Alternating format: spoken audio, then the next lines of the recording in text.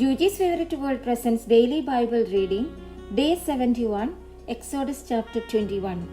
Now these are the judgments which you shall set before them.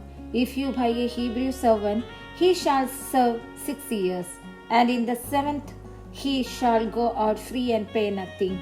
If he comes in by himself, he shall go out by himself. If he comes in married, then his wife shall go out with him. If his master has given him a wife, and she has borne him sons or daughters, the wife and her children shall be her master's, and he shall go out by himself. But if the servant plainly says, I love my master, my wife, and my children, I will not go out free, then his master shall bring him to the judges. He shall also bring him to the door or to the doorpost, and his master shall pierce his ear with an awl, and he shall serve him forever. And if a man sells his daughter to be a female slave, she shall not go out as the male slaves do. If she does not please her master, who has betrothed her to himself, then he shall let her be redeemed. He shall have no right to sell her to a foreign people, since he has dealt deceitfully with her. And if he has betrothed her to his son, he shall deal with her according to the custom of daughters. If he takes another wife, he shall not diminish her food, her clothing, and her marriage rights. And if he does not do these 3 for her, then she shall go out free without paying money. He who strikes a man so that he died shall surely be put to death. However, if he did not lie in wait, but God delivered him into his hand, then I will appoint for you a place where he may flee. But if a man acts with a premeditation against his neighbor to kill him by treachery, you shall take him from my altar that he may die. And he who strikes his father or his mother shall surely be put to death. He who kidnaps a man and sells him, or if he is found in his hand, shall surely be put to death. And he who curses his father or his mother shall surely be put to death. If men contend with each other, and one strikes the other with a stone or with his fist, and he does not die but is confined to his bed, if he rises again and walks about outside with his staff, then he who struck him shall be acquitted. He shall only pay for the loss of his time, and shall provide for him to be thoroughly healed.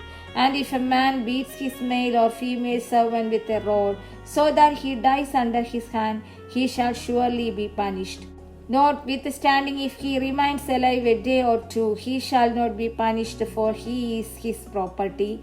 If men fight and hurt a woman with a child so that she gives birth prematurely, yet no harm follows, he shall surely be punished accordingly as the woman's husband imposes on him, and he shall pay as the judges determine.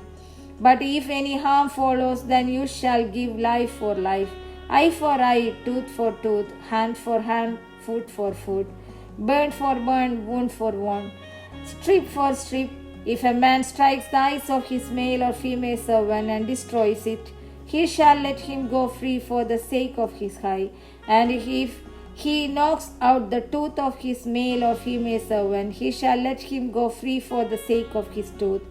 If an ox goes a man or a woman to death, then the ox shall surely be stoned, and its flesh shall not be eaten, but the owner of the ox shall be acquitted. But if the ox tended to thrust with its horn in times past, and it has been made known to his owner, and he has not kept it confined, so that it has killed a man or a woman, the ox shall be stoned, and its owner also shall be put to death. If there is imposed on him a sum of money, then he shall pay to redeem his life whatever is imposed on him. Whether it has got a son or got a daughter, according to this judgment it shall be done to him. If the ox goes a male or female servant, he shall give to their master 30 shekels of silver, and the ox shall be stoned. And if a man opens a pit, or if a man digs a pit and does not cover it, and an ox or donkey falls in it, the owner of the pit shall make it good. He shall give money to their owner, but the dead animal shall be his. If one man's ox hurts another's so that it dies, then they shall sell the live ox and divide the money from it, and the dead ox they shall also divide. Or if it was known that the ox tended to thrust in time past, and its owner has not kept it confined, he shall surely pay ox for ox, and the dead animal shall be his own.